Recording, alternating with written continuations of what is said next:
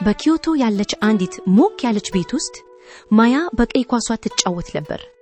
የአያቷ ውብ አበባ ማስቀመጫ በመደርደሪያው ላይ ተቀምጦ ነበር። ድንገት ኳሱ አበባ ማስቀመጫው መታው። ማስቀመጫው ወደ መሬት ወድቆ ተሰበረ። ማያ ደነገጠች። ኦህ አይ አያቴ የምትወዱን ሰበርኩት ብላ አለቀሰች። እንባዋ እየፈሰሰ። በዚያን ጊዜ አያቷ ገባች። የተሰበረውን አየች። ከዚያም ማያን ተመለከተች።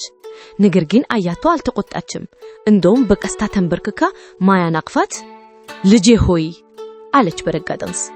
ከሁሉም ነገር የሚበልጠው ደህና መሆንሽ ነው። ማያ በእንባ ይቅርታ አያቴ አለች። ከዚያ ሁለቱን ቁርጥራጮቹን በጥንቃቄ ሰበሰቡ።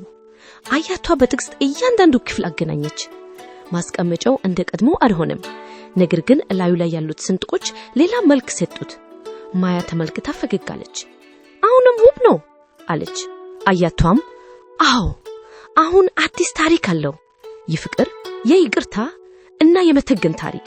ከዚያ ቀን ጀምሮ ማያ ማስቀመጫ ብቻ ሳይሆን በእያንዳንዱ ስንጥቅ ውስጥ የሚያበራ ታሪክ ታያለች። አደጋ ይኖራል፣ ነገልብል እንማራለን፣ ቀጣይ ጊዜ እንጠነቀቃለን። ዋቢ ሳቢ በጃፓን ባህል ውስጥ አለ አስተሳሰብ ነው። ነገሮች ፍጹም አይሆኑም፣ ይሰበራሉ፣ ይለዋወጣሉ። ነገር ግን በዚያ ውስጥ ውበት አለ።